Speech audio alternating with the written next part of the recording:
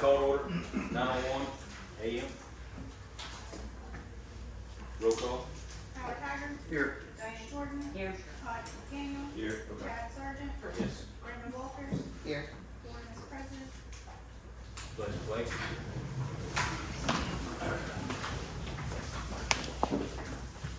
Pledge allegiance to the flag of the United States of America and to the republic for which it stands, one nation, under God, indivisible, with liberty and justice for all.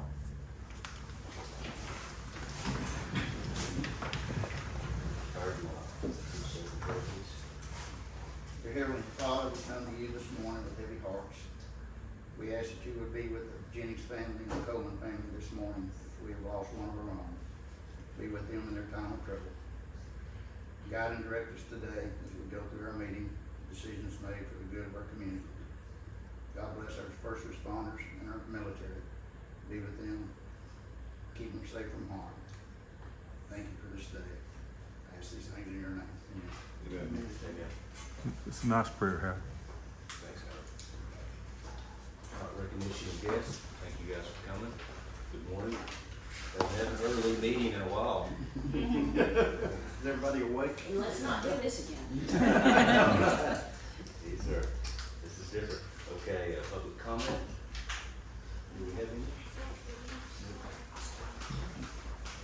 I don't think it would. No, this is not. Okay. All right, item number 7, consent docket. Following items are considered routine by the board of trustees will be enacted in one motion. Discussion.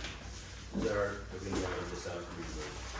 Consent docket considered separately. So we've got approval of August 25th, 8th, and August 6th regular meeting minutes. Does anybody have any concerns or questions? Y'all take a look over that.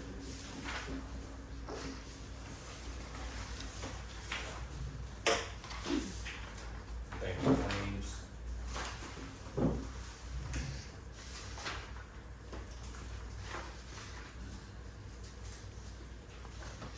Over it last night. I'll make a motion that we approve the consent docket. A second. Roll call vote, please. Howard Haggard. Yes. Diane Jordan. Yes. Todd McDaniel. Yes. Chad Sargent. Yes. Brenda Walters. Yes. Motion carried. Treasurer's report. What do we got?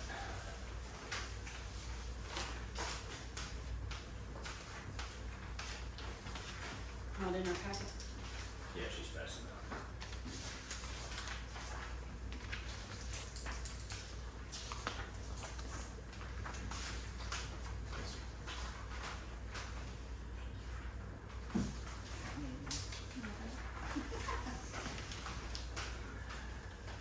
Alright, for August, had a pretty good month. Granicus, we racked in $297,168.77.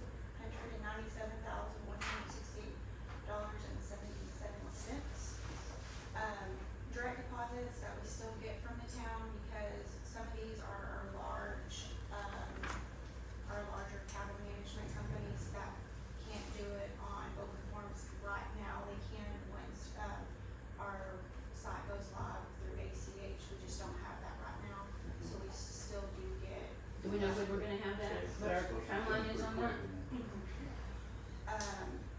So we still get quite, it's not really a bunch, it's just large checks. Do we know when we're gonna go online with that? They send a Ground. Any minute. We should be training We're training, we're going. very soon. Okay, okay. Good. Thanks. The holdup was kind of that, I don't know, the mobile permitting. Yeah. The holdup was what? The mobile permitting part of the program, their tech team at Granicus had some trouble, so Okay. we're about 2 weeks behind on that. Okay. But by next Tuesday, we should meet and be able to schedule training. Oh, nice. Okay, thank you. Good. Our sales tax was, pretty awesome, $532,593.28, which if you go down to the bottom, just sales, tax trends month over month from last month, up 56%, and then year over year from last year, 25%.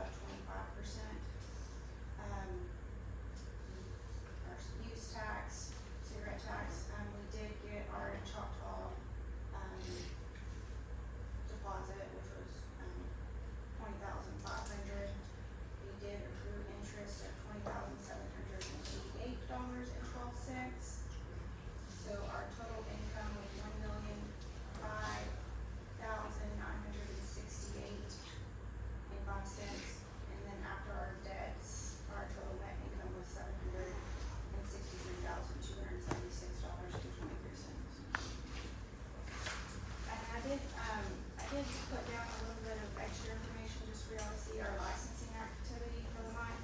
First time license, we had 63, and then our renewal applications for the month was 518. So Julie, is this telling us that we have, just under 600 people with SDR licenses? That's just for August. Yeah. Oh, okay. They could, there's some. Gotcha, that are July was there, Yeah. okay, I was just making sure, I'd like to know what our total is. Yeah, we have that. Yeah, Yeah. I was gonna bring that Yep, up. And we don't have to do it right now. Just like to know that total number. I was asking the same thing, like to know that total number. We can cover some of that, we'll Yeah. talk about Granicus here. Yes. I can get a total, by the end of the day, maybe, and then send it. Maybe just for next month. Okay. Yeah. Yeah. Thank you, Julie. Thank you, Julie. All right, Mr. Adam Boston. All right. Good morning, board. So for starters on roads, Camp Ranch Road, we held the bid opening on August 21st. I have the bid tabulation that I've sent out to you in a previous weekly report. I do have the letter of recommendation here available, which we'll discuss at a later agenda item, potentially awarding the bid for this project.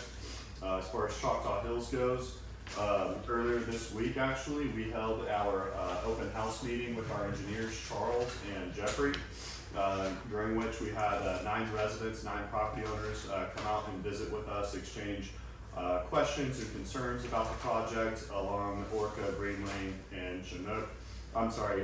Chinook, Green Lane, and Howard Bay. We were there until about 7:20. It was about 6 p.m. was the scheduled start time. And then we left the building at about 7:20 p.m. just to make sure that everybody had all of their questions and concerns addressed, handed out all of our contact information. We actually obtained the contact information from them, and so we're actually going to help push out some communication whenever we go through and we start ripping up some of that asphalt. Or anytime someone has a driveway in Tinhorn that's going to be replaced, we're going to be trying to notify the community. So we're going to really try and work on that relationship and that communication to that neighborhood back there, just to make sure that we impede as least as possible from that project. Question real quick, I don't know if I missed it or not, but Yeah. did you have a pretty good turnout? Yeah, we had 9. Yeah, we had 9 property owners Okay. there. Cool. Yeah, 9 at about probably, I think it was about 30 different property owners, 30 letters they sent out. Good. So. Okay, thank you. Yes, sir, absolutely. We had a couple of different concepts that we received back from the drainage structure at the end of Chinook, and we'll get into that at another time and date. That will not be discussed today. It'll be a completely separate project to this. But we do have the designs back. The hydro study was completed. We were able to go over that with the property owners in-house. So everything's looking good on that project. Moving forward from that, we did a lot of right-of-way clearing this past month. Worked with some contractors here locally to cut back a lot of the shrubs and a lot of the trees that are growing out over and impeding sight distance at intersections, creating unsafe intersections. Installed a couple of signs over the last few weeks as well.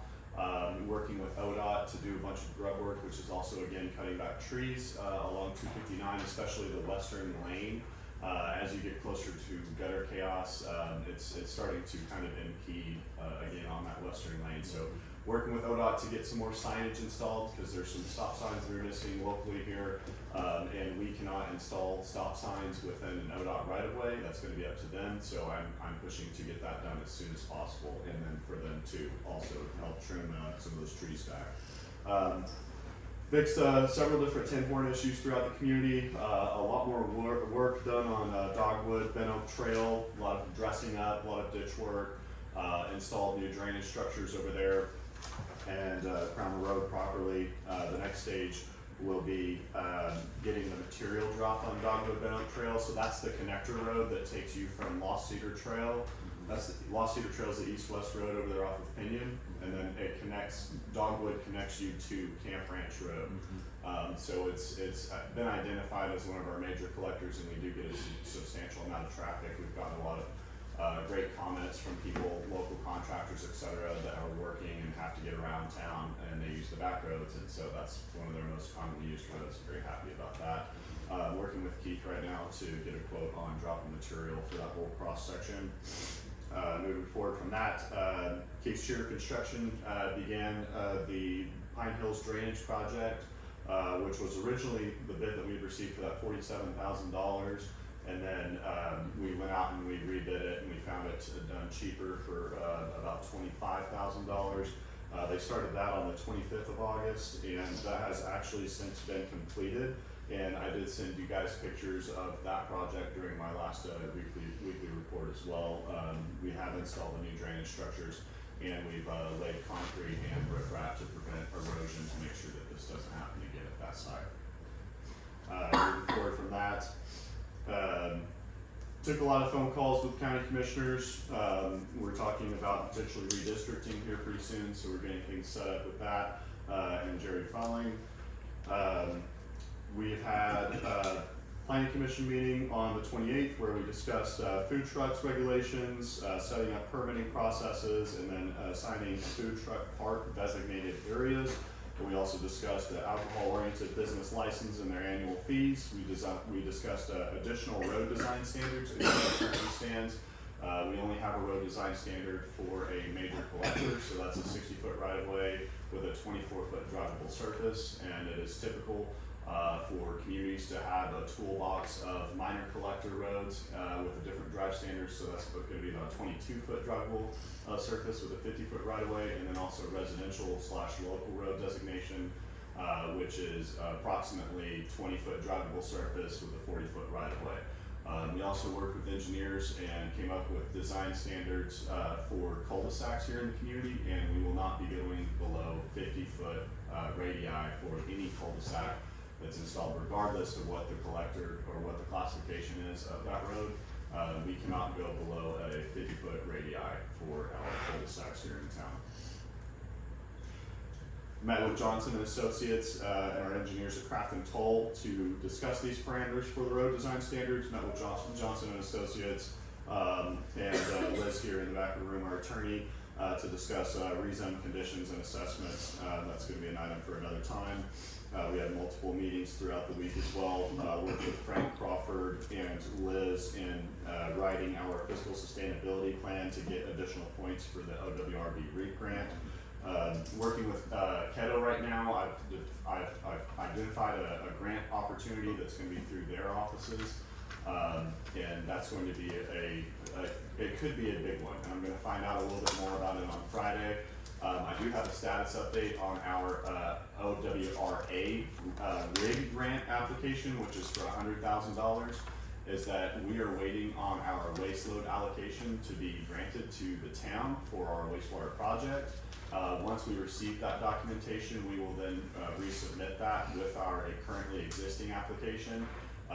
They're not waiting for us to start distributing money. They've already distributed about 50% of their pot, but they believe that we have plenty of time to get the waste load allocation and then get that collected, compiled, and then sent over to them. They said that they're not, although they've spent about 50%, they're not close to spending the potential $100,000 that we could get on this one. So let me ask you a question, the waste load allocation, is that assuming an estimated amount, estimated load, or it's just a projection? Yeah. Okay. Yeah. What do they do? It's a projection based upon our total business operations here, our total potential connections here to the lines that we have proposed here for our wastewater project. So they'll get a lot of the information from the water department of gallons of use. It's submitted. That's correct. We've submitted it, he submitted it again this month, it was resubmitted, that waste load allocation, and we had Julie, you signed it, and Yeah. Julie notarized it, and it's been sent again. It's a permitting change essentially, well, it's not a change because the permit's never been granted, but it was an update to the allocation, and that's what we're waiting on, is for now for DEQ to say, yeah, okay, we're good with it now. And they don't know when we can get that done, but sometime relatively soon. There's not a date on that. No. But they said sometime relatively soon we can get the approval and we can proceed. Okay, yeah. And I'm assuming, Skip, that'll be, that projection will be based upon the busiest month of the year. So we submitted it originally. Garver submitted it for us originally when they submitted the permit, and then there was some debate about it. And so they've gone back now, re-engineered it, and resubmitted it at a higher level. Okay. And we're waiting to hear if that one is acceptable or not. And they're, to Adam's point, they haven't given us a timeline. Okay, sounds good, all right. To your point, same way with wastewater, it has to be engineered to your highest peak use, same way with our electricity and our water. It has to be able to handle Sunday afternoon, not what's on average. That's right. It's gotta handle the peak. So lastly, I really wanted to finish off with grants because that's what everybody's about. Is we're very concerned about funding a lot of our infrastructure projects. That's very important. But lastly, I do want to finish off with we did have several comprehensive plan focus group meetings, and we had wonderful attendance. We had wonderful discussions inside, very, very critical towards moving this project forward. Good. Can we get a copy of your report for our? Yeah, absolutely. Yeah, when we can. I think you might email it. I'll get it printed off. Yeah, okay. Thank you. All right, Adam, thank you. All right, Cody. I won't hold you up long with mine. Yes, sir. The main thing is, I got back the physicals from, yesterday I got back physicals from one of our guys. We have the other one today. That gives us 3 that are ready to go to work. Everybody's good with them. Aaron is hopefully scheduled for next week. He said they still reach out to him, so I'm gonna call him today and see why they haven't reached out to Aaron to get his physical scheduled. Backgrounds have been sent in on all 4 of them. That should be done by tomorrow, hopefully. So as soon as that's done, those 3 guys' physicals come back good, they're ready to start work. So hopefully, fingers crossed, next week we can have them here. You ever get temp here? We can't get it until they get here. Okay. They have to be here to get measured to get the gear. Gotcha. But I actually got an email from the salesman this morning, again, track. telling me to, when they're here, he lives in Atoka, so he doesn't come far. Okay. Okay. I was gonna ask where he's at, Yeah, he's in where the Atoka. warehouse is at. The warehouse is in Dallas. Okay. So he'll come measure them, then go to Dallas and pick up the longer gear, bring it back to us. Okay. Probably the next day, obviously, I don't know, but Good. we'll have it in a couple days anyways. I told them we won't be taking calls when they get here originally, but there's plenty of stuff they can do, for a couple of shifts to learn the area and the trucks and all that stuff before we start taking calls. But, everything else, like I said, I'm gonna hold you, I'm reading the whole report to you, you guys there, but, we're on track, we're moving forward, everything's going good. Fantastic. So, you hear more about you gone. They texted Chief yesterday and they mounted the box in the back, and like I said, the interior is back in it, so they're moving forward. Cause when we were there, it was completely gutted. How long was that? On his Yukon, Oh, okay. back in Little Rock. It's in Little Rock. Took it back to Little Rock and get it outfitted.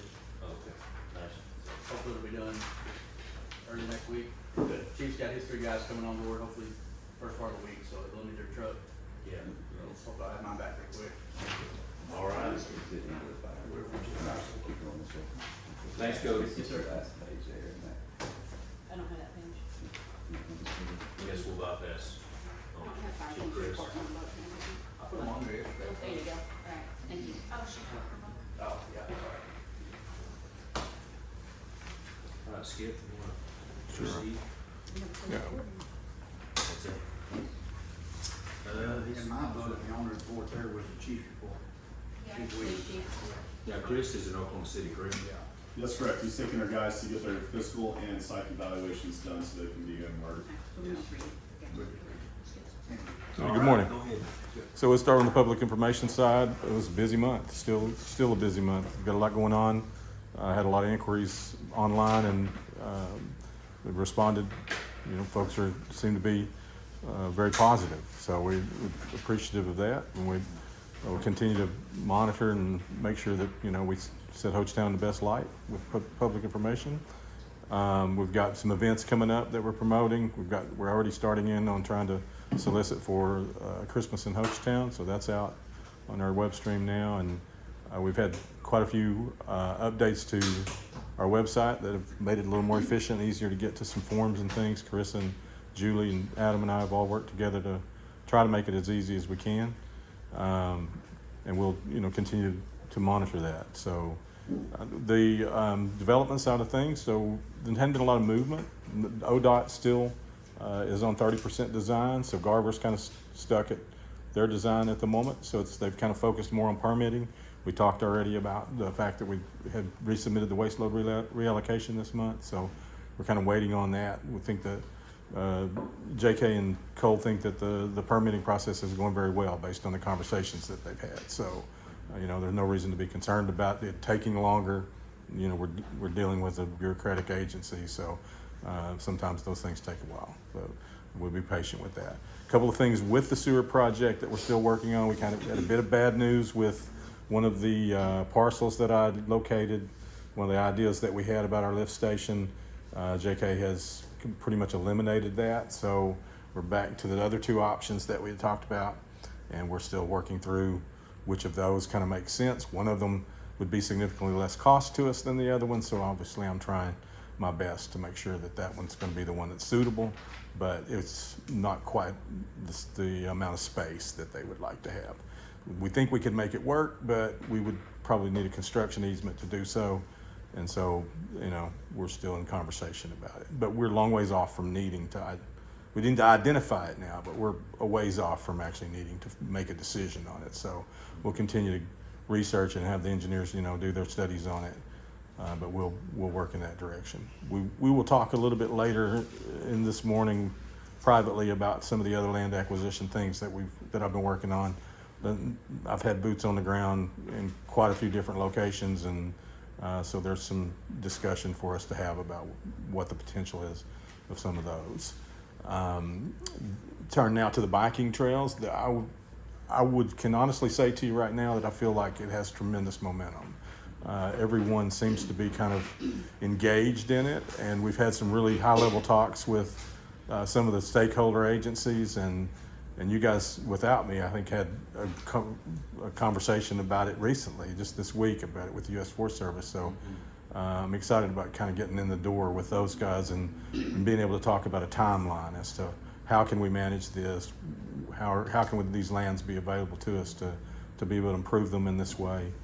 I've also reached out to Seth, who is the mayor at Mena, and so we're trying to set up a meeting to where we can go. Some of us can kind of take a little field trip up there and talk to them about the process they went through. So, you know, they got their federal permit in June from the U.S. Forest Service, so they're busy building trails. They've got not only do they have their downhill tracks done, which I rode recently and they're fantastic, but now they've got some mileage done between Queen and Wilhelmina Park and Mena, and they're going to build that to where you can ride both ways, two-way traffic from Mena all the way to Queen Wilhelmina Park. So they've got you know, big things slated, and I feel like we're in the right location. We have the right eco-structure. We have the lodging in place, so we're in a really good place. Brad's in attendance with us today. Brad and I took a little hike recently on that decommissioned David Boren Trail. I don't want to put words in his mouth, but I think he and I agreed that it's definitely doable. It's going to, you know, take a little bit of ingenuity around a certain couple of areas where it kind of gets narrow and there's some private property that you deal with, but we think that's pretty much low-hanging fruit. That if we can get the permission, we could probably go ahead and get started on that one pretty quick. So that's all good news. And again, I mean, I think the biggest takeaway from it is the fact that everyone we speak to is excited about it. So that's, you know, no one seems to be skeptical about the idea at all. It seems like the momentum that Arkansas is building and the fact that they've got so much interest behind them, we're sitting in a great location to be able to kind of piggyback on that. So we'll continue to pursue it.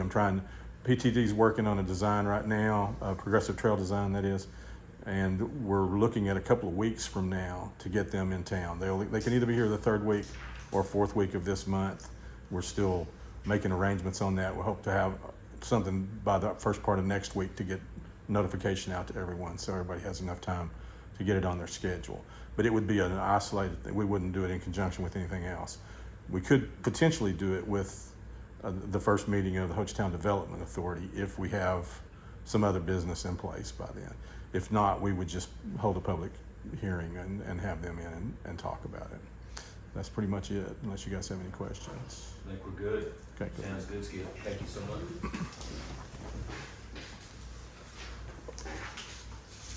All right, let's move on to item 12, guys. Discussion, consideration, possible action to adopt resolution number 2025-13, a resolution of the town of Hochatown, Oklahoma, establishing a municipal court.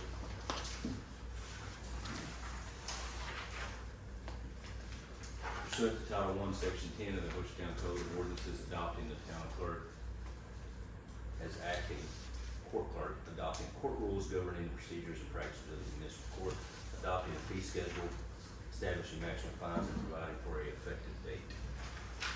So a little bit about this situation here is this essentially is one sweet motion that checks all of the boxes that are required from us by Service Oklahoma in order for us to get registered in their system and to begin writing citations. As it currently stands, the only citations that we can currently write are tribal members, and that's because we have cross-deputization with the Choctaw Nation. Because the Choctaw Nation's courts will handle any sort of citation that's handled. Okay. So that they can patrol simultaneously as we. Yeah, so we can still pull people over and we can still get onto them for any sort of violation that's going on. However, you know, the sheriff's office will have to come in and then write the citation itself. Okay. So this will set up all systems that are necessary for us to begin having. Yeah, so I went over this with Chris, our prosecutor, because I obviously wanted to make sure this is the most important to him as well as Charles. And so the court rules are not anything complicated. They're very, very simple. They can be amended and added to, but these are kind of the basic ones you see everywhere. And then the fee schedule was a fun little project. Basically went through everything that could be a violation and ticketed in our ordinances. The code provisions there, this will actually also be really helpful for ticketing, because now you've got the code provision of violation. And the maximum ticket cost, which is what Chris asked for, because then it gives the prosecutor and the judge flexibility to lower it under certain circumstances, et cetera. So these are the maximum fines that could be by law for the various violations set forth currently in our code. So that's what the two attachments to the resolution is, but the resolution, we already have an ordinance in our code allowing us to establish a court, so this resolution just actually establishes the court now. Takes action to do that, appoints our court clerk, adopts the rules, sets the fines, and then just establishes that the municipal judge has the authority to enforce all of that. So we'll be up and running. All right, thank you, Liz. I do have a question on the fines. Yes. You said this is the maximum allowed by law. Did I hear that correct? About injury trial? So on some of them, yes, on not, but so Chris is probably better to answer Let this than me. me ask you this. I got two questions on. Okay. I highlighted two of them. Okay. Somebody tell me what injuring vehicles is. How do you injure a vehicle? What is So you that? have to go, I don't have the full code in front of me, but that's the title of the code section, and then it says what that is in the Okay. code section. So just for the fees, we try to put the shortest title possible. But if you went to that section of the code that's referenced on the left, it would explain what that meant. And I as I sit here today, I don't So I remember. go out there and I keep. don't know if it was like not a car accident, but like damage to a vehicle. I can't remember. But it is, What I'm thinking that is, if I go out there and kick Alan's door in, that's Maybe. injury to it a might be, but vehicle. it's defined in And the I'm code. fined $150. Yeah, it's Okay. defined in Maybe the code. worth Or you key the side of it. Key to that. Maybe, I don't, I My, honestly don't remember. My second question was on the second page, 7115B, crossing fire hose. Help So me out here. that is, I do remember reading that one, because this was in our, section, about fire department, as you kind of see there at 15, it shows the fire department. If somebody drives over a fire hose. And that's what I'm thinking Yeah. that is. I And cannot it- believe that's a $150 fine. That ought to be a $1,000 fine. And it certainly could be more, the reason we did this by resolution is so we can easily change it. So we can work with Chris to update it, That ought because to be in that's prison. not one. No fire hose. So it gets a little complicated because there is a limitation somewhere in one of the statutes that Chris and I were going over of traffic fines having a cap on them, and we have to leave enough on the top that there's some fees that go on top of it too. I don't know if that's technically a traffic fine. But we can have Chris look at that if it becomes an issue. Okay, that's all I have. Thank you All very right. much. Let's go and adopt these. Can we get a motion? I make a motion to Brenda? approve resolution 2025-14. 13. A second time. Diane, second. Roll call vote, please. Howard Hager, Yes. Diane Jordan, Yes. Todd McDaniel, Yes. Chad Sargent, Yes. Brenda Walters, Yes. motion carried. I do have one more question. Is there, being court clerk, if we look or talk about any type of training, your annual training or anything that she needs special done, to make sure we got our paperwork in order that she needs to be trained on, No, it's just another software, which is part of the software that we got. yeah, it's that Tyler takes software. Adam, do we know who's coming from ODOT today? ODOT sent me a message late yesterday evening, about 6 o'clock, and they had said that they will not have anyone here to present. There was some scheduling conflicts, and that they'll try and make another meeting soon. Beautiful. Okay. All right, guys, I think we're gonna go ahead due to, just time constraints to make sure we, discuss what we need to, since Liz has a time limitation and a, hard stop at 10:30, so let's go ahead and move to items at 21. Discussion, consideration, possible action to convene into executive session pursuant to Title 25 of Oklahoma Statute 301B1 for the purpose of discussing the purchase or appraisal of real property for the town of Hochatown. We are, Make a motion to go into executive session. all right, Howard, I second. all right, 9:34. Howard Hager, Yes. Diane Jordan, Yes. Todd McDaniel, Yes. Chad Sargent, Yes. Brenda Walters, Yes. motion carried at 9:30. Okay. 10:43. Okay, item 22, discussion and possible action to reconvene in open session. Make a motion to reconvene. A second. Diane, roll call? Howard Hager, Yes. Diane Jordan, Yes. Todd McDaniel, Yes. Chad Sargent, Yes. Brenda Walters, Yes. motion carried at 10:43. Okay. Item 23, statement of executive session minutes.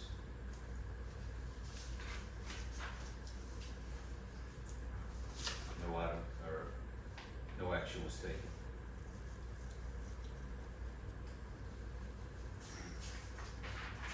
Can we get a motion? You don't, have to on that one? It's on. It's on. Okay.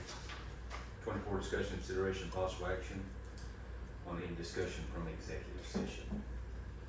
I would like to make a motion to authorize our town administrator to order an appraisal on the Boga Reed property, 1 Hochatown Place. Yes. I second that. Brenda? Diane, roll call vote, please. Howard Hager, No. Diane Jordan, Yes. Todd McDaniel, Yes. Chad Sargent, Yes. Brenda Walters, Yes. motion carried. I would like to, Go ahead. Mayor Chair, go back to the, treasurer's report, item number,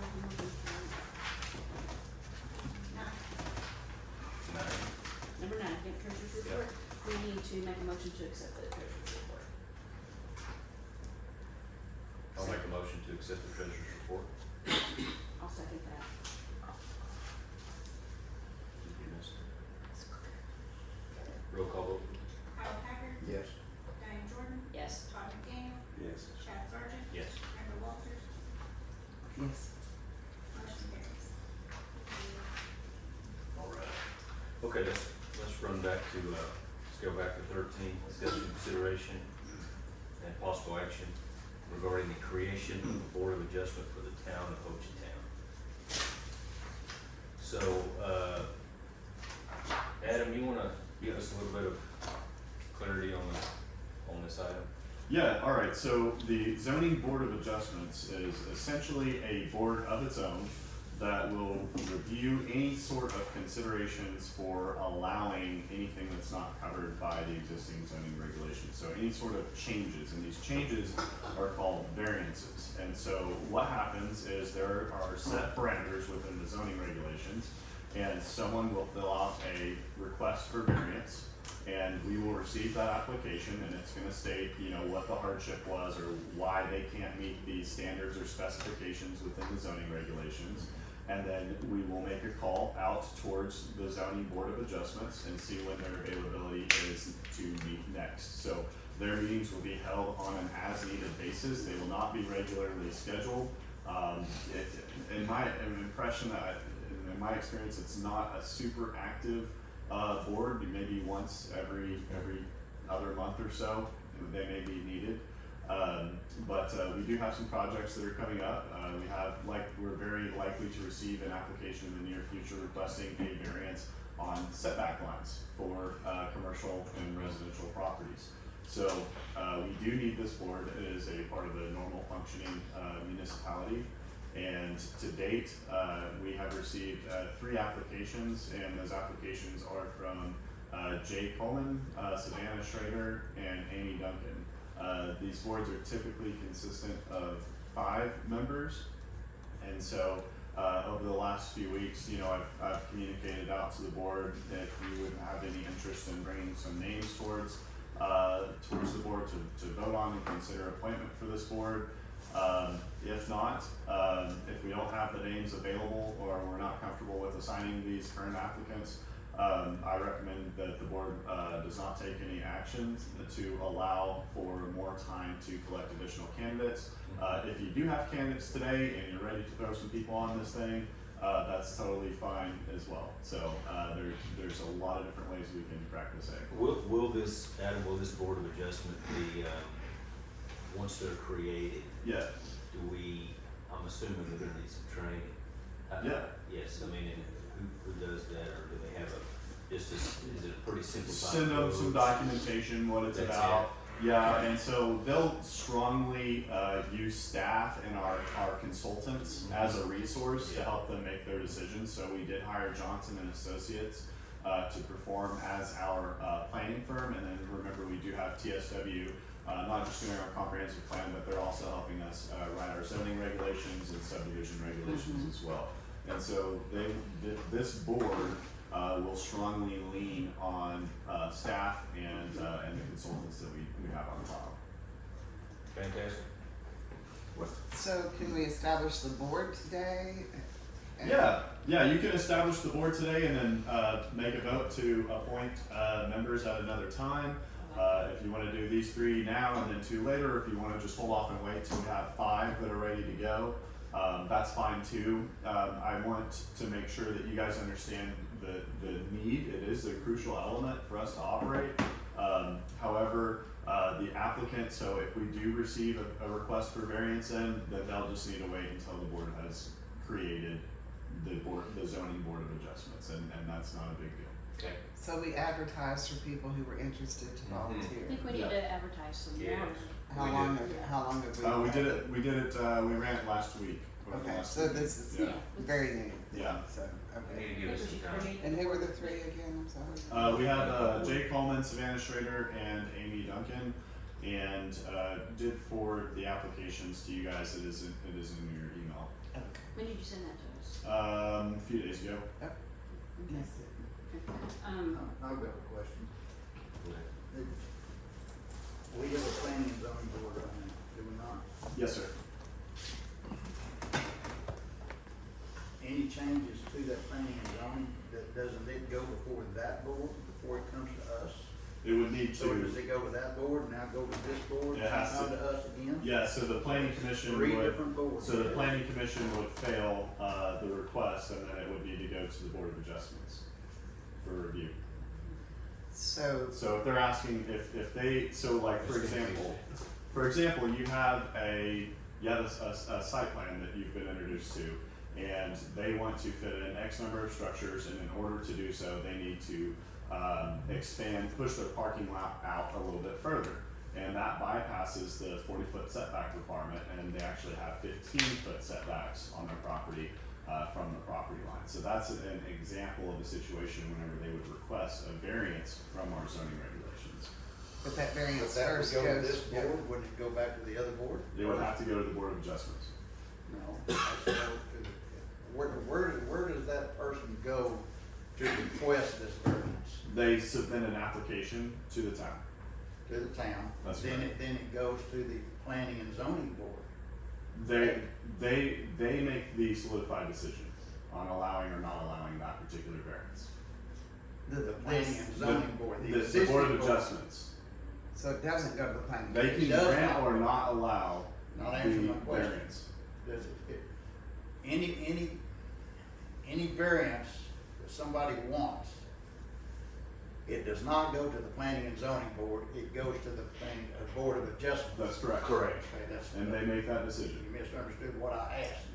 We have a board, now we're gonna have another board Yes. that's gonna approve or disapprove this. Any changes or modifications. And that still has to come to us Yeah, as a third board. yes. Actually, I'm sorry, the Board of Adjustments is the final say on the allowing that to occur. I had to catch myself there. So it didn't come to, Yes, okay, So okay. now a variance is not a change in zoning. no, it's not Yeah. any changes in any zoning regulations, It's it's just just- allowing that particular It's site. why it would not to have go a to the one-off. planning commission first. That's correct. Exception, or That's a, correct. yeah, Yeah, okay. And this is Sorry, standard I operating apologize. procedure Yes, yes. across yes, municipalities? we have to There'll be have some, one. All right. movies about it. Okay. Well, fair enough, we'll, as we progress, you know, Howard's, like some of us, it is a little bit confusing, but you have to just, you know, just give time to, and your explanation is good, but it'd probably be good to, you know, send us some more information on it, we can look at that again. I mean, it's pretty simplified, I see what's happening. So you see this being, this board being utilized, through the year, at least? every other month maybe. Okay. It's on an as-needed basis, so it really just depends on how much, development is gonna push the boundaries of what we've established in the zoning regulations. I got you. Okay, sounds good. So, yeah, so whenever we're considering people for this position, it's very pertinent to know that these people will be in a position to, make some very important decisions, on what is allowable, whenever it comes to modifying the zoning regulation for that particular project site. Okay. Granting a variance. Well, do we have any more discussion? You have any more discussion? Go ahead. I was gonna making a motion, make a motion to create, the Board of Adjustments for the town of Hochatown. Brenda, can we get a second? I'll second. Diane, roll call vote please. Howard Haggard, Yes. Diane Jordan, Yes. Todd McDaniel, Yes. Chad Sargent, Yes. Brenda Walters, Yes. motion carries. Okay, item 14, which we had just discussed somewhat, was the discussion, consideration, possible action regarding the appointment of 5 members to serve on the Town of Hochatown Board of Adjustment. So I think we agree that we need a little bit of time and to continue to advertise and consider some candidates in the community. We've got 3, you say now? We have 3 applicants currently. 3. Yeah, and that's perfectly fine too. We don't need to make a decision on this today. I did just want to make sure that this is on your radar. Okay. Do we have any requests for adjustments out there on anything pending right now? We don't have one yet, but we're anticipating to receive one soon. Mhm.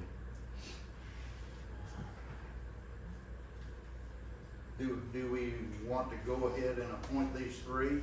I would just wait until we have 5 ready to go. You know, it's just more That's candidates. just make it less confusing, just give everybody an appointment all in one setting. I'd also like to take a look at how we do that, you know, we went there for a 5, 4, 3, 2, 1 service year, so that we have that opportunity for people to roll off that board and somebody new to come on and it be, staggered. What Yeah, are their should we normal, list it in what the are their database? normal terms? terms, yeah. It's typically a few years, but ours, I mean, it really just depends on how your zoning regulations are written out. And so, I'd like to see that information for all of Yeah. our boards, whether it's Yeah. our committees, ad hoc committee, or, you know, whether it's finance committee or road committee, or whatever committees we have. Okay. All right. Take no action. Okay. We'll make a motion. I'll make a motion to take no action.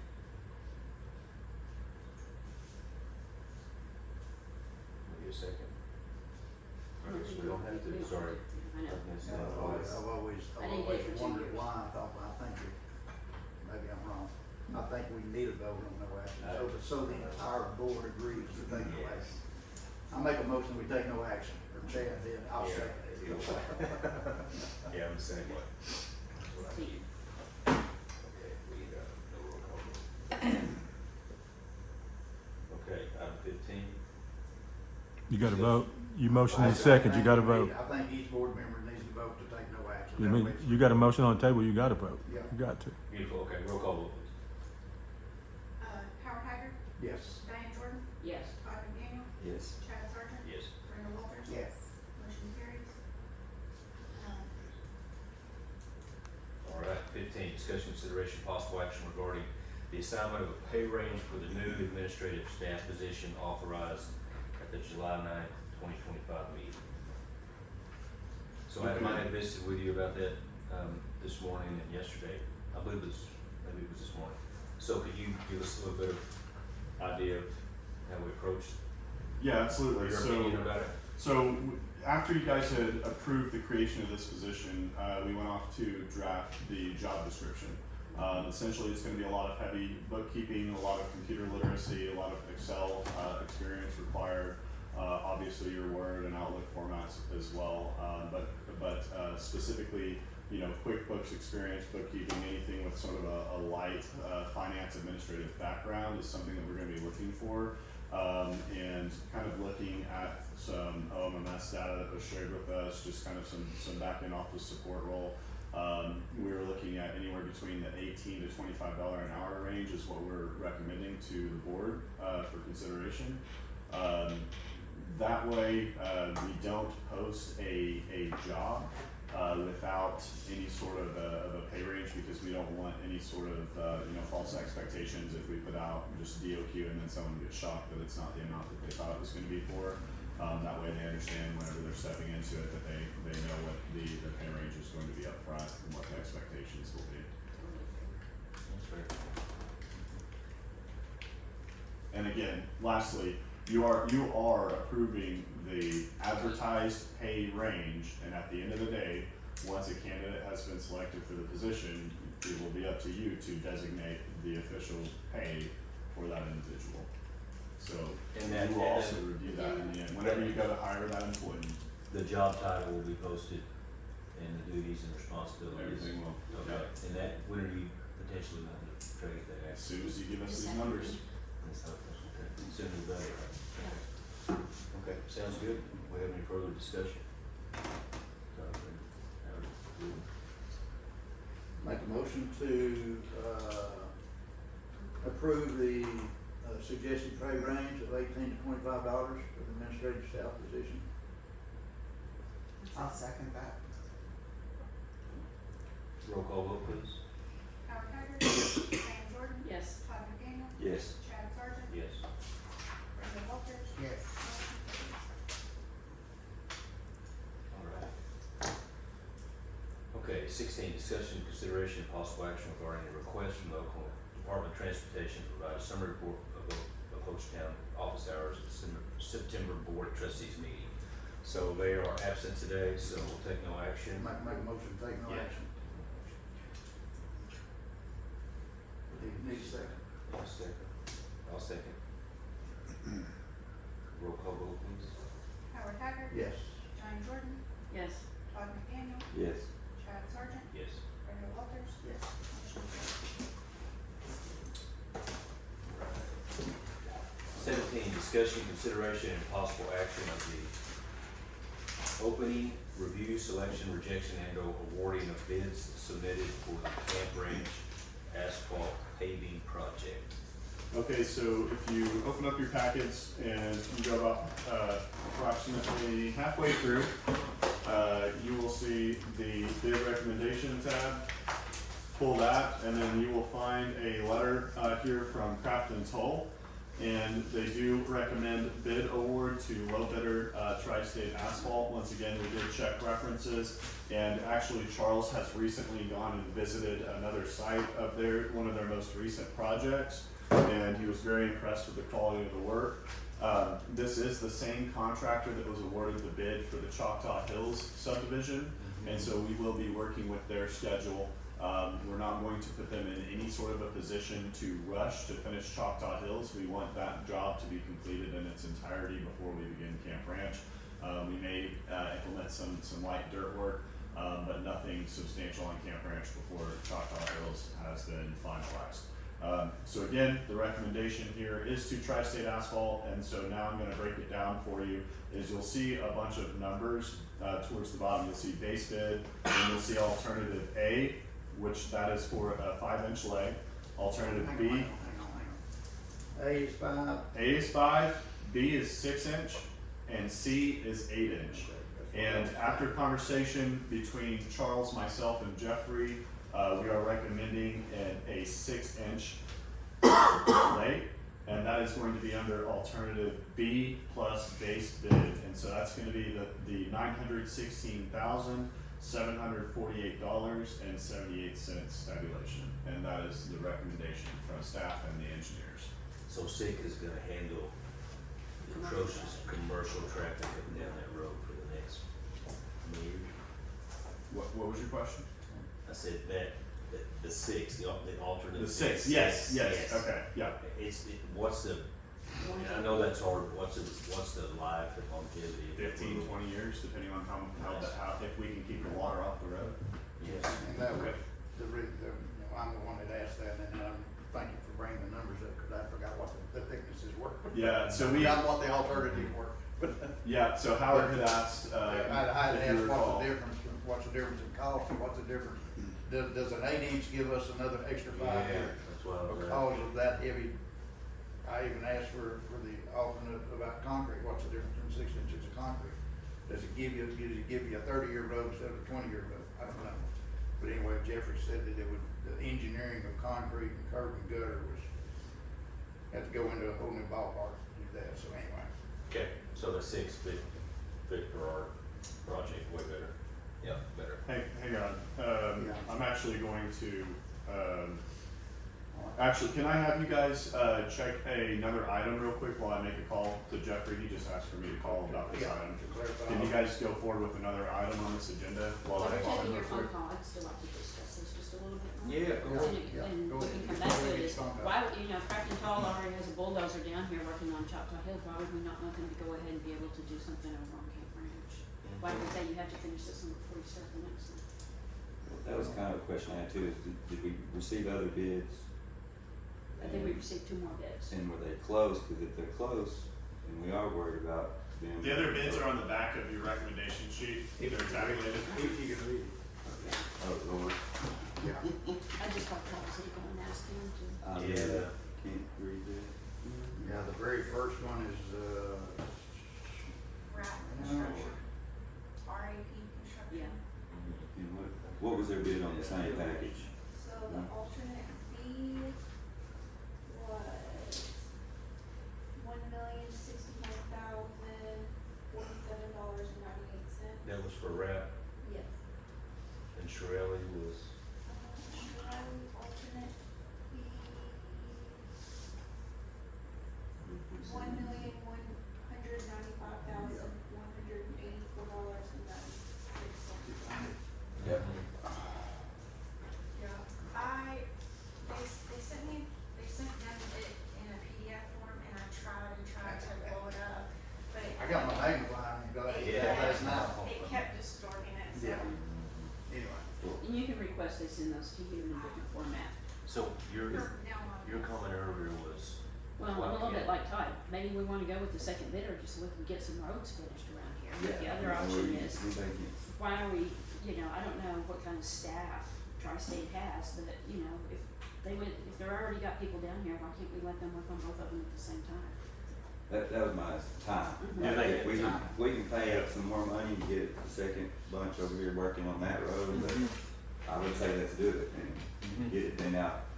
If, Tri-State doesn't think they could do both of them at the same time, or if they think they'd be stressed, a little extra money to get that second crew in, to let them go ahead and get started and do it. Yeah, We're not gonna both out. Adam is What is our time frame on the Hochatown asking Hills? when he comes back. or it's like Yeah. timeline on start, Timeline on, well, start to finish. that's a good question, it'd be an added question. Yeah. But we're talking the difference of 9/16 to, About a hundred. The difference in this one would be 157, Yeah, I think it's closer to. yeah, just the difference in it, 157,000. What's the difference, Howard? If I'm reading it, hang on. Not much on the wrap, 157. K between the top two. we'll see what Shirley's is. I'm using Shirley's is another another 100. contractor just to see what kind of work they're doing. Kind of thinking the same way. So Judy's got numbers there. Shirley's always a little more expensive, So, So what was this one? and then Tri-State was, REP came in second, so the difference would be 157. $157,798.60. Yes. How about we call that 158? Let's call it 158,000. And then, Shirley was the highest, and the difference is, 275, 280. RAP. It's such And a pinch of I'm the same 280. way. We used Tri-State, now we're trying, Tri-State had Mago Road, I'm saying that right? they did, Now we've got Choctaw Hill, yeah. that's, And they also had to redo part of Mako Road. yes, they did. We need, let's wait on that. It'd be nice to Talk about get Charles just. time frame. I don't know why. Well, I think Charles did approve all of them. Yes. He approved the work, Right. it was just a matter, Yeah. so. Okay. Just Kind of one leaning bid. toward wrap. Thank you. So at this point, all three bids are waiting on us to say yes or no. Okay.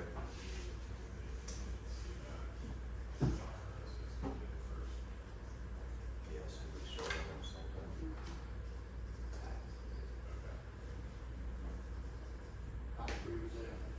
And we'll wind up using, Charles with benchmark. You've seen both of them, That's but he'll be able to do that. And we don't know how fast this other company could get started. Yeah. We need to wait on him to let us know the time when. I think it's a couple of months. We awarded, Understood. Choctaw Hills last month, Okay, got it. and I think they're still in another month or more getting started. Okay, thank you for that. Anyway,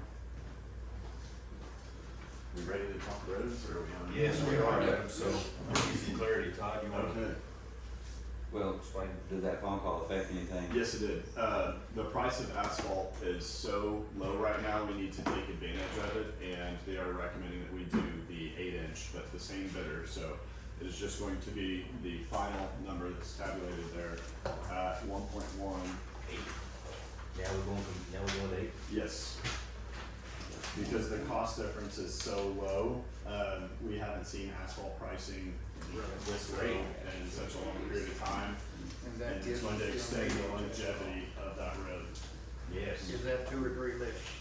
Exactly. Or does Yeah, it it's make a gonna difference? be, well, so you typically wanna stay like around 2.5 per lift, so that's gonna be multiple lifts to build up to 8. Yeah, and so he's recommending that we go with an 8-inch, but, we have a contingency with the award, is that he completes Choctaw Hills first. Again, it's just kind of like I had said earlier, is that you don't want them to get too far spread out, otherwise you're gonna have construction forever.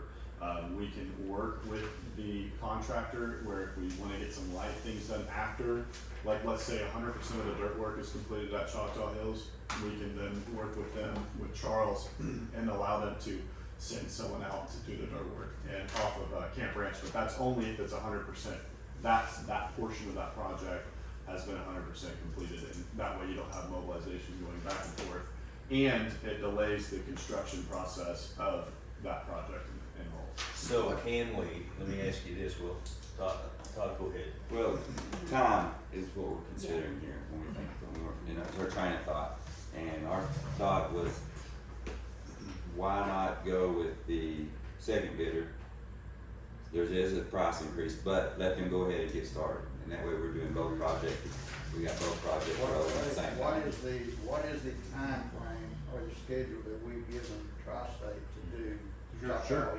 Yep, let me, I mean, you know, all That things 90 days, considered, 120 days, or 6 months? absolutely. could be rain, could be multitude of things that could delay them, but I'm sure they can give Bound us, to giving them X number of days. we'll give them a window. Hey, Grand Central. So the board has a couple of questions with regards to Choctaw Hills and Camp Ranch, so I'm just gonna put you on speaker in front of the board.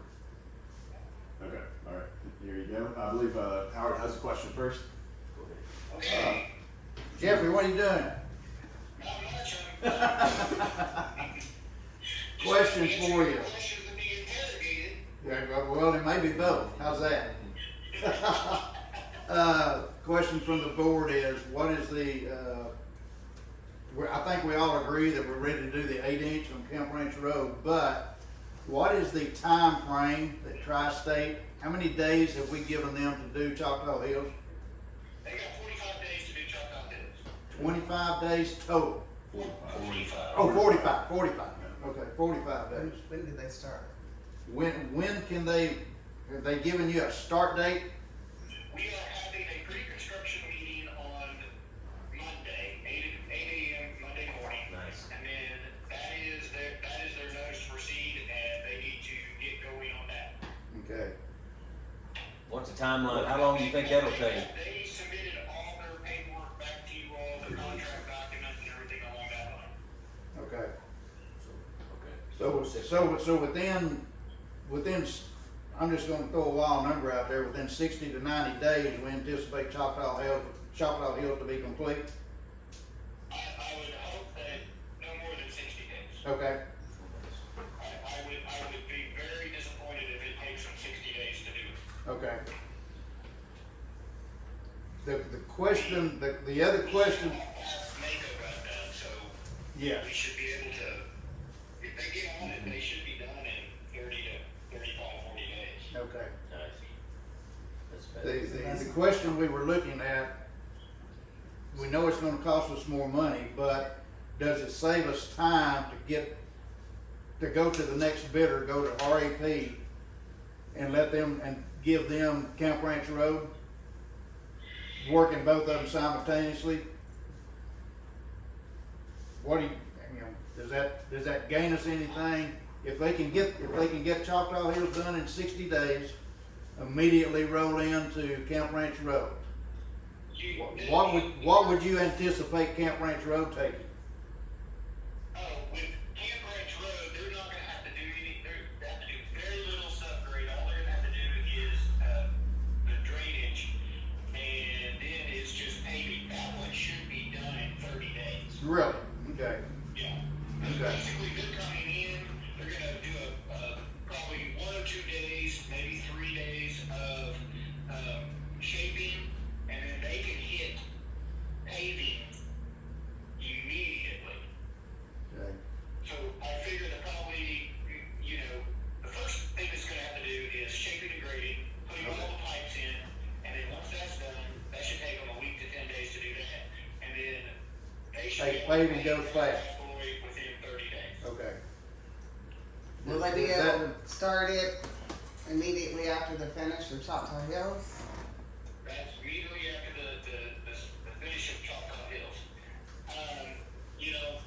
Let me look at something so I know I'm speaking with authority.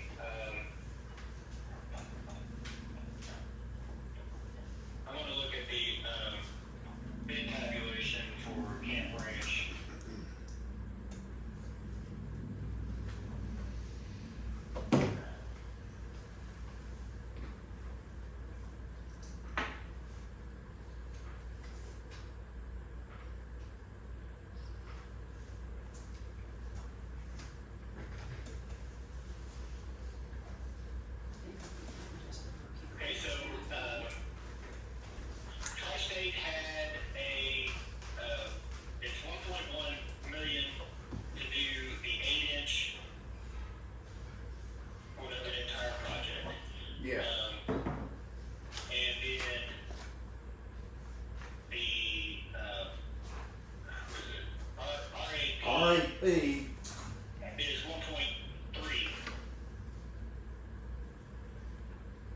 Then we talked about $157,000. I think if we move the 8-inch, it went to 161. One, It's, hang on, let me do math. one, Let me do math. 161,000 more if we went RAP. Still doing 8-inch. 159,210. It's 159,128. Okay. The only problem I have with RAP is, they had some non-responsive items that were kind of negated or Okay. that, We were just, What is the non-responsive items? didn't fill in the blanks on the bid sheet. they didn't go to the book bid and their math was off too. Math was off. No, that ain't good.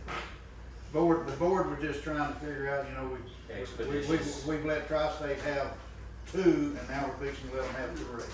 You know, trying to get another contractor involved, or trying to verify, or justify, I guess is the word, justify our decision making. RAP is local. Aren't they the ones that are at the end of the Camp Ridge anyways? I don't think so. No, I don't think so. Not already. But they're No. using telemeters. Anyway, So you feel but like. I think the time frame is the board satisfied with 30 days, or 45 days from now completion on Choctaw Hills? And moving. And immediately 30 days right into Camp Ranch Road? Can we get both of these done by the end of the year? I think you can. I think it's, and you know, the only thing that is an unknown in here is, how many weather days are we gonna have? Exactly. What's the weather gonna be like? But once, you know, here's the deal, is once they get the first layer of asphalt down, weather no longer applies. Doesn't apply. Okay. Brad, did you have any comments on? My only comment was just looking at how that stacks on the calendar, and that puts you over the Thanksgiving holiday I saw for the same traffic. thing. So I would just put that into consideration as you're with Camp Ranch Road and the Well, amount of volume. that goes down the road. Looking at the amount of volume of traffic on Camp Ranch Road, and looking at the calendar, that, like Brad said, that gets us into the Thanksgiving holiday. The fact is, whether it's a holiday or regardless, Camp Ranch Road is one of the busiest roads we have. That, in my opinion, is gonna have to, If they can get one layer down, then they can back off of it for a week, Yes. let the traffic settle, and then come back. as long as they get like the first layer, the first 1 or 2 layers down, then you sealed it, and you're gonna be fine to let people drive on it. Yeah, we're gonna have to do the same thing we did on Mako Road. They had traffic control over there, and there was 1 lane in, 1 lane out. They had stop signs and slow signs.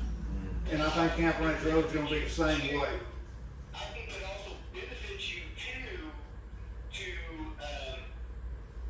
have people during this high season see what you're doing. Yes, I agree. That is like advertising for you, it's like, look, they're taking care of the roads, oh, look at that. Well, we've also got 4 foot by 8 foot, 4 foot by 6 foot banners that we're gonna put up, so they'll know who's doing it. And on the other side of it is, I mean, I wouldn't spend 160. It's better advertising than seeing it physically Yes. change. I wouldn't spend $160,000 just to try and beat the Thanksgiving holiday. Exactly. I mean, that's $160,000 we can reinvest in more road projects. Yep, as we continue exactly to what I was push that thinking. along. Yep. Is there anything I can bet we can get it done before Thanksgiving. Okay. You're definitely gonna have it done before the end of the year without, like I still have to say caveats. If we have just a monsoon season, Yeah. nobody's gonna do anything anyway. Right. It doesn't even matter if you got 2 contractors out there, they're both gonna be sitting idle. Yeah. So let me throw one more thing in here. I mean, if Brad didn't have a couple of things on their bid, can we not be talking to these folks to get them where they're submitting the proper bids so that we can look at alternative vendors? They're providing notice. I don't know if I can't hear. I'm sorry. She's asking about providing them notice about their failure to complete proper paperwork, and I've told her that we do tell them the things that we're missing, the things that are not included or were not mathed or calculated Okay, so correctly. you give them that feedback. Oh, yeah. Okay, that's all I asked. They've had Yeah, they're that told opportunity. every time. Okay. We also gave both, you know, we sent to, you know, there were a couple missing documents that, they both had to submit on, that they needed to get back to us before we could accept the bids. They were missing 2 documents, both of them were. They got that back to us, but our biggest problem is that they didn't fill out the forms correctly, which in my opinion is, okay, you got the instructions there. If this is how we're starting it to start with, how are they gonna be, if you can't fill out the basic forms, Yeah. how are you gonna construct it right? Not. Yeah. And if you're missing it and you're doing your math wrong, I realize Yeah. it's not our problem, that's your problem, but that's showing me that the attention to detail is a little lacking. So the additional work, Jeffrey, that has to be done for water drainage, do you anticipate that to take twice as long as a normal road Or what? for Camp Ranch? You know, it depends on how they address it. They could easily do it with, just having a bobcat like they did on Mako. Mako, and I have to give Shirley kudos, they got in there and they did their drainage in, That was done in a day or two. They had two bobcats over there. if somebody gets in on Camp Ranch and does the exact same thing, I don't see that taking more than, 4 or 5 days to get the drainage done, and, cause as we're moving along, they're gonna put pipes in, and I think that within the first week, you're gonna have all your drainage structures in, your pipes in, valves taken care of, and, it just depends Yeah. basically on weather. Yeah. Let me ask another question. What about moving to the utilities? I know we've got, last I heard, pine cable right in the ditch on Camp Ranch. Is any consideration being given to get those Utilities moved? are not getting moved. There are no utilities getting moved. Everything is gonna be worked around. Right, have to call and locates. Okay. They're gonna call and get everything marked, and then, just work around the utilities that are out there. Okay, Because we do not have the time necessary to, and right away to start moving utilities, and that would take 6 to 9 months to get Right. get all those players involved and our goal is to mark all the utilities and work around what's out there. Okay. And if we get them marked and they're not where they're supposed to be, it's on the utilities, but I know some of them put them in like drunken sailors and don't put them where they're supposed to be. They're halfway out in the road, is where they're at. Yeah. Yeah, I'll say it, they're halfway out in the road, and we're gonna put asphalt over the top of them. So, Yeah. plain simple, okay? What else? I mean, hopefully I've answered your question. Oh, yeah.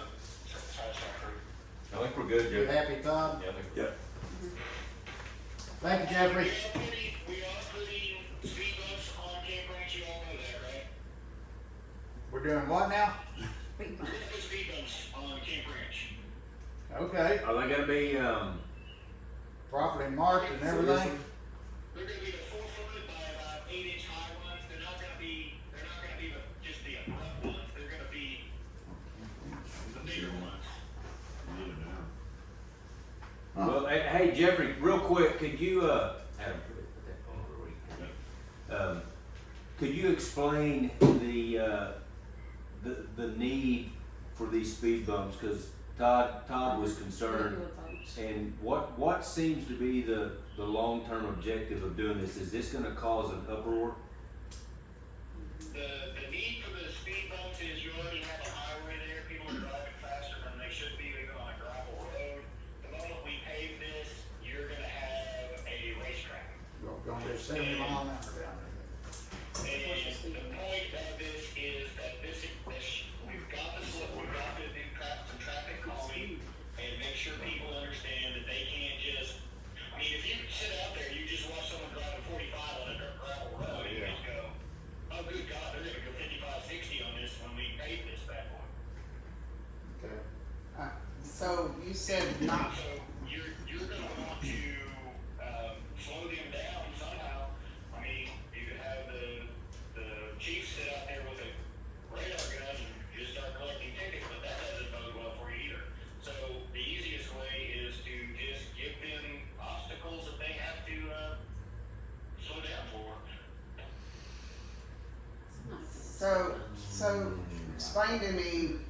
says not something abrupt. Our concern is these people are hauling trailers with UTVs, Yeah, that's the ATVs. ones that, they're the large ones, that they're easier to get over the top. They're not those, you know, the ones that you see in parking lots where they're just, here's this The 8-inch wide, Yeah. 4-inch high Yeah. speed bump that, you know, are just horrible on suspension. These are more, these will be, shaped a little better. They're meant to be an impediment, but not to rip the undercarriage of a car out. Okay. So what is the width and the height of these? Risk of life. The width and the height of these, do these spread out over 3 foot long, 3 foot wide and only about 6 inches tall? 4 foot wide by about 4 to 6 inches high. Okay. I don't remember the exact. A gentle hump. Are these The built? big ones that you see in front of Lowe's, if you, Yeah. videos in the city or something. Yeah. That one, you know, kind of spread out. Okay. Go ahead, what do you say? So these aren't like built into the road, these are something the road's put down and they're come in and added after the fact. Yeah, these will be added on top of the road. Okay. Need to be removed. They'll still be integral to the road because they'll be tapped in. Right. And rolled in, but they'll be more direct. I mean, there won't be these big old ones that just. Yeah, I got you. I Okay. follow you. Okay, so we've got some time. If we decide that we don't want them, we can pull them. Right, but, or we can reduce the number that we put on. Okay. Okay. Yeah, that's a bit, Well, that's what, we're gonna have That's, to really that's take that. probably what this board would like to see a total map of the entire mile, and I guess we're talking about a mile. How many of these are we talking about putting in? I think, I think you have 5 on your quantity right now. 4 or 5 of them? Okay. yeah, Alright, Hey, we appreciate it, Jeffrey. Thank you so much. all right.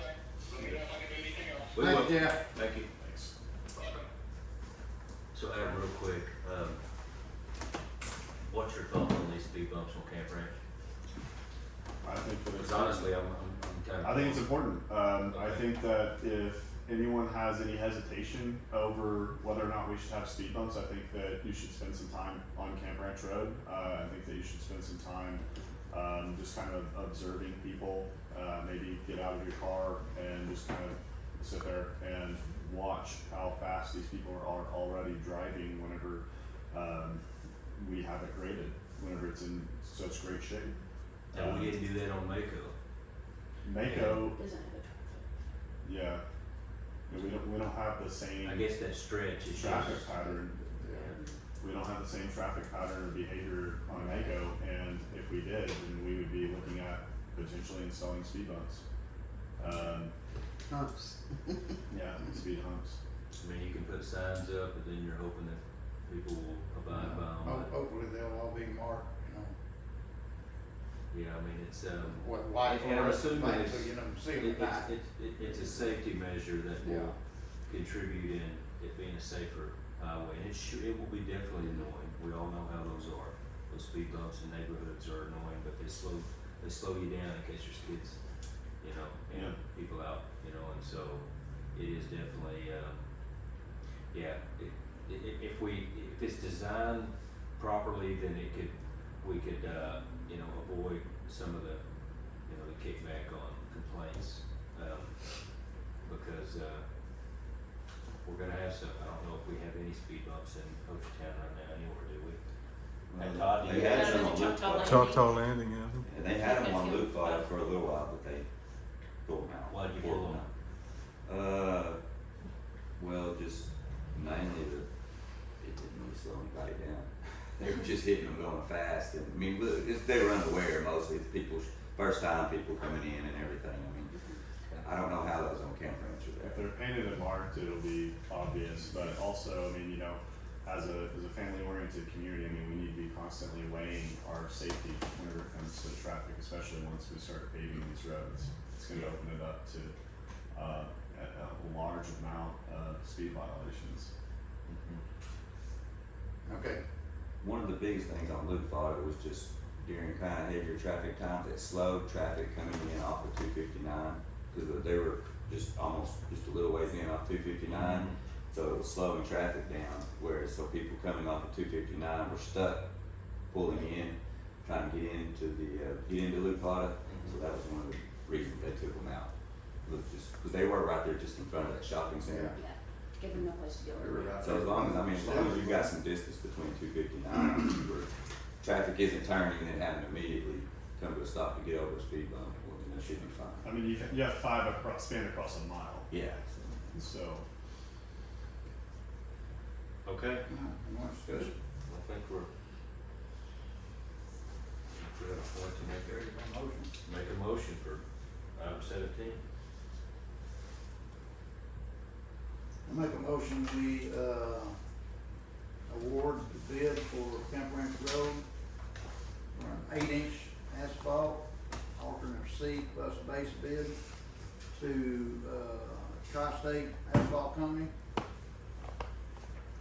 for a bid of $1,128,164.78. Motion made by Howard, can we get a second? I'll second. Diane?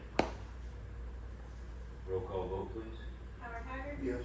Diane Jordan. Yes. Todd McDaniel. Yes. Travis Sargent. Yes. Brenda Walters. Yes. Motion carried. Okay, item 18, discussion, consideration, possible action regarding a proclamation designating the first Saturday in October as Old Timers Day in the town of Hochatown. So, who wants to give us a little bit of background? I'll on talk that? about it. It's been a lot of fun. We don't need to read the whole thing because you can see it here in your packet. But the original Hochatowners have been meeting the first weekend in October for a long time. They did always meet on what was called Decoration Day, which was Memorial Day, but they can't get up here on Memorial Day anymore. And so the first weekend in October has been good. It's typically a slower time. They can sit outside. And of course, obviously, we're losing them, but we've got a lot of descendants, and it would be great for the current locals and the tourists to even attend Old Timers Day. And maybe turn that into an event that becomes a big event where we hear from them. Skip and I don't know if Shelley saw them, but we recently saw some of the old 8mm family videos of the post office and the store, and them working in their garden and picking their peas.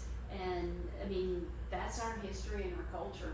And I just think we should recognize our old timers, and then we can take the resolution to them of the proclamation and let them have that as a piece of Hochatown for them to take home in October.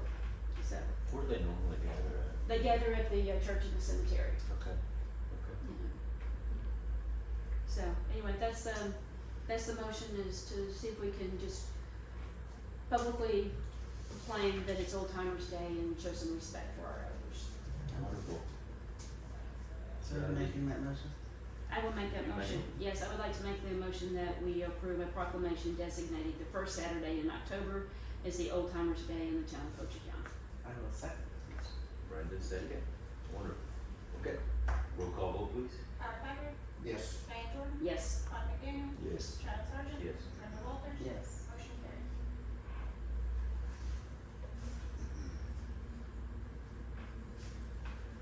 Okay, so let's see what we got. So if y'all go to, item number 19. Discussion, consideration, possible action regarding renewal of the town of Hochatown's Granicus subscription for the period of October 1st, 2025 to September 30th, 2026 in the amount of $264,407.25 and authorization for execution of the renewal proposal. So if y'all want to take a minute, if you have it, look at that. I have just one, well, not just one, but one of my main questions with Granicus is, have they provided us with anything showing as far as their compliance work and how many STRs they've added since they started? Yep, so the compliance monitoring module was just recently launched, and so now we're at a point where we're able to start collecting that data and that information. And so lists are being compiled. I'll have to ask staff to see if anything has been reported upon right now. But information is actively being collected, and this module was just recently launched, so we're just now starting to be able to use that functionality. So however, we have been working with them, what was our initial start date with Granite? October of last year, September, October of last year. This is the 1-year renewal.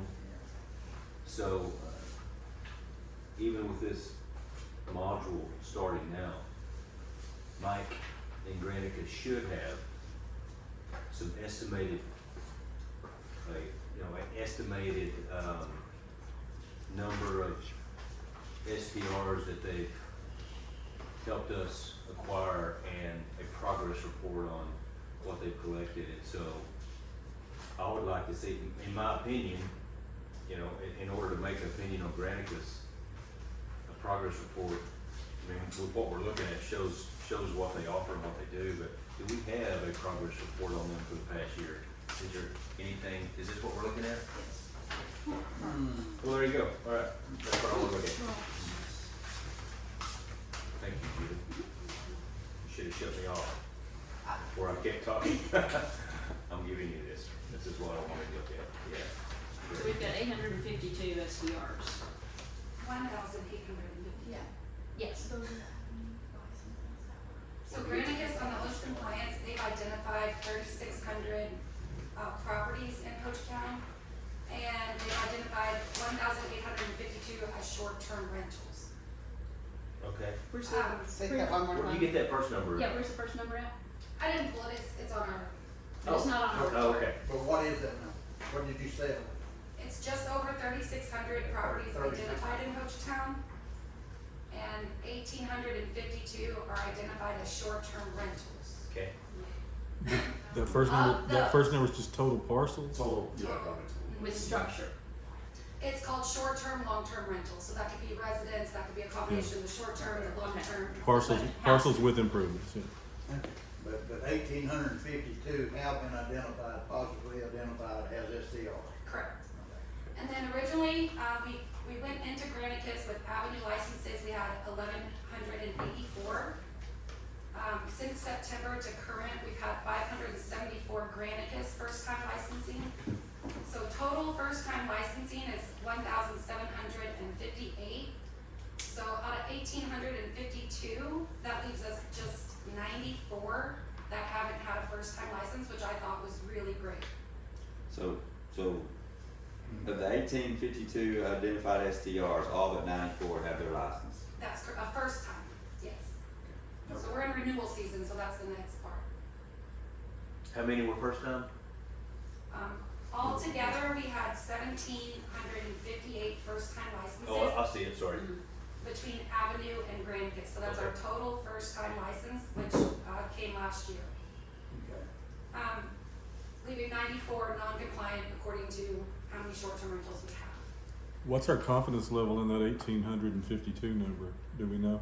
I'm pretty confident in Granicus because they have the ability to pull from Airbnb, VRBO, Booking.com, so they can see what's been booked, they can see how many nights were there, they can see what reviews were left, so they're able to see, definitely approximate, right, but a very accurate approximate amount of stays per month. Okay. What is this bulk tax remittance number? What is it? Right, so let's get to the renewals, if y'all like to next. So again, we have that 1,852 short-term rentals that have been identified. Out of all the first-time licensing, we've only had 1,467 renewals. And then we had 6 late renewals. So that gives us a total of 1,473 renewals out of the 1,758 first-time licensing. That leaves 285 short-term rentals that have not renewed their license. Let me ask you this, Chris. Who's gonna go call those 285 people and see if they're still operating? That's a great question. So once we get our renewals, we're gonna pull that, all of the renewals into an Excel file, give that to Granicus, they'll manually put it in. At that point, we'll know who's compliant, who's not. And on the red dots are non-compliant, so that way staff, Julie and I can go in and we can submit first letter, second warning, and then a third notice. Nice. Okay. So we'll do all of that by letters, and we don't have to mail them, Granicus mails them. Okay. And then after the third offense, their STR permit is revoked. According to the ordinance, after your third time of being any kind of, like a complaint or non-compliant, then your license gets revoked. Is Granicus said anything about the Airbnb and like the third party booking engines that don't necessarily collect all the taxes? Is there been any communication between those parties to try to? Any progress? So that's another act of Congress, so Airbnb would have to go through, it's our zip code that really stops us from collecting the lodging tax, or from VRBO, Airbnb collecting. An update, Airbnb does not collect nor remit the 4% Hochatown lodging tax, period. VRBO has now started collecting the 4%, but then they give it to the property owner to remit. And the way Virgo like words it on theirs is they have to have a hotel, they have their wording as hotel, occupancy number. And the owners were getting confused, like, okay, well, can you give me my hotel occupancy number so I can give to the RBO to remit our taxes? They just want their short-term rental license, so they're using that number, their short-term rental license that they get from us as their hotel occupancy number. Yeah. So it shows them on their breakdown of their monthly statement that this is your remittance that you have to go do or send to the town, but we are separating it for you, but we're just not gonna remit it for you. Okay. At least Virgo does that, Airbnb. Well, here's something we should look at as a town. Maybe it's on the town to make these changes, but the way our ordinance is written up, we collect that lodging tax on the room and services. Airbnb, VRBO do not collect that tax on their fee they charge, their service fee that they charge. So that gives, and then their algorithm is set up is to show the cheaper cabins first. When you're doing your search algorithm setup, if the same cabin pops up, it's cheaper, you come up first. Well, that gives those cabins, the people that are here doing it correctly and paying those taxes on all their services and everything are put at a disadvantage, because then all of a sudden their cabins are more expensive because they are paying their taxes on their service fee, where Airbnb and VRBO are not. Everybody follow what I'm saying here? So then all of a sudden in your algorithm, when people are doing searches, you're showing up on the second page as opposed to the first page. How do we correct this? Because the state doesn't collect the lodging tax on services. So and that's what Airbnb and VRBO are going off of. They're saying the state doesn't collect that on the service, and it's a service fee, so we're not going to pay the taxes. But we need to, and maybe Granicus can help us with this, but we need to look at some way to balancing that out, to where the people who are renting direct or whatever are not put at a disadvantage versus Airbnb, VRBO, because all of a sudden now their cabin is 6% or 4% lower than what the ones who are paying on their service fee.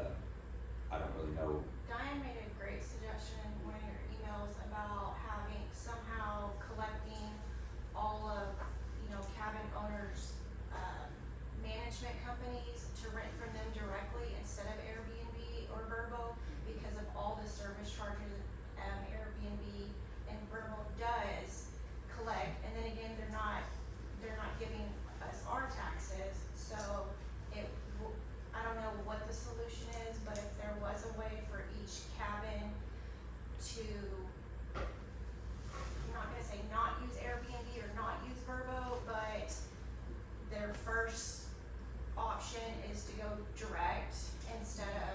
Oh, there should be a campaign to Well, book. and that's what You should so my thought incentivize. was that because Hochatown is very specific. When people are looking for a cabin in Hochatown, we know they're looking for a cabin in Hochatown. And by virtue of them having a municipal permit for that, it would be great if we had this campaign to say, go to hochatown.gov, click here to rent a cabin. Now, we're not renting the cabin, but it would be the direct link.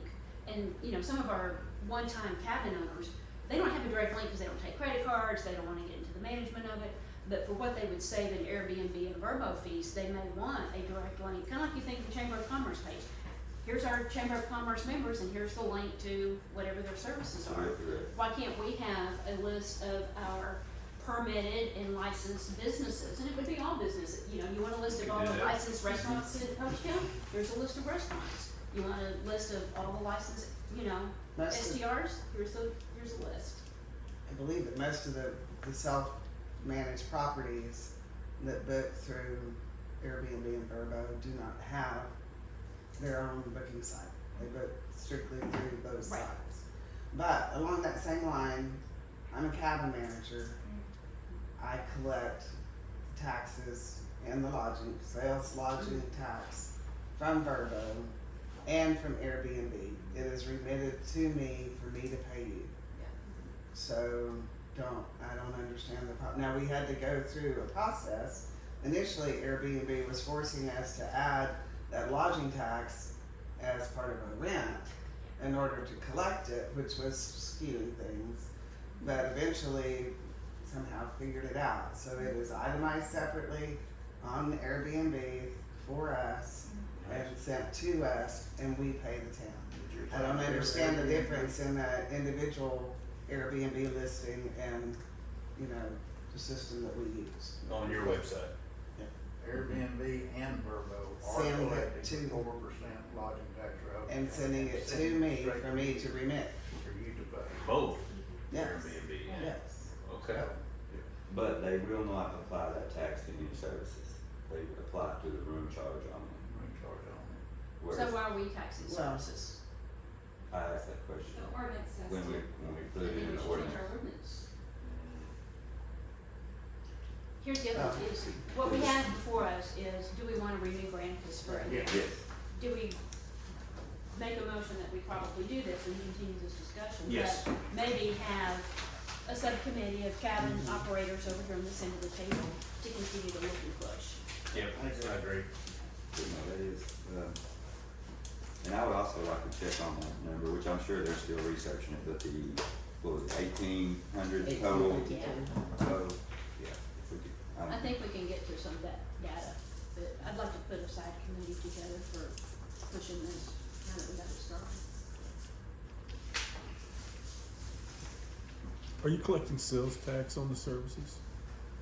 Like on the cleaning service, for instance, do they apply sales tax? You're to? supposed to. Some do, some don't. As I said, I think we should look at this, but There's nothing Make a uniform. motion, I would yes. what is it? If you make a motion, he votes yes. Okay, do we wanna make a motion on 19, guys? I would make a motion to approve the renewal of the Granicus subscription for the period of October 1st, 2025 to September 20th, 2026. You get a second? I'll second that. Brenda? Roll call vote? Howard Haggard said yes. Diane Jordan, Yes. Todd McDaniel, yes. Chad Sargent. Yes. Brenda Walters. Yes. Motion carried. All right, item 20, discussion, consideration, possible action to approve resolution 2025-14, a resolution of the town of Hochatown recognizing certain roads within the municipal boundaries of the town of Hochatown as public roads and authorizing the maintenance of such roads by the town of Hochatown. So this is part of the easement acquisitions project for us to be able to continue working on more roads within our community. This is pertaining to Eagle Mountain Phase 4, Hochatown Trails, Deer Ridge, Canataby Trails West, Pine Hill North, Forest Brook, Canataby Trails Southwest, and Carson Creek subdivisions. That's progress, isn't it, Adam? Significant.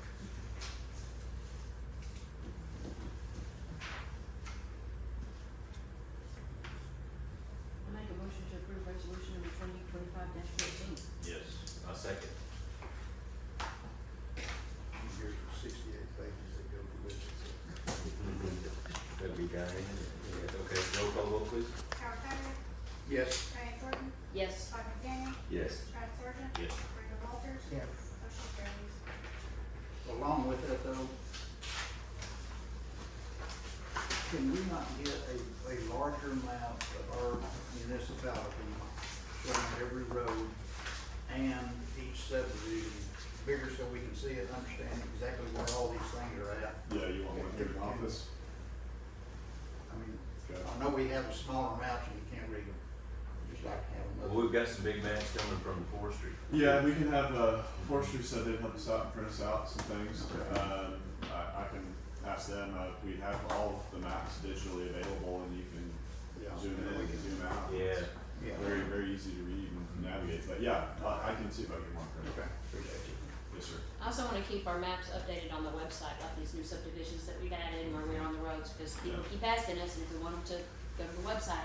Yeah, Just keep track. I'd like to have in a dream world, I'd like to have on our website a roads page dedicated to road Yeah. projects, what's coming up, what we've kind of hit recently, and then also I'd like to, once we get our GIS and we're working with Skip to get this done, but I would like for us to have an interactive roads map that says, you know, you can type in your address, it'll pull up your parcel, and then it'll show all your roads around your area, and it'll have a legend with different color designation, and it'll say whether or not it's currently a private road and whether or not we're working on it, etc. I mean, I would really like to see that interactive map. I mean, I think that would be so beneficial so that people can keep up to date with our progress and projections. Okay, guys, we got new business, any matter? No? Reasonably foreseen?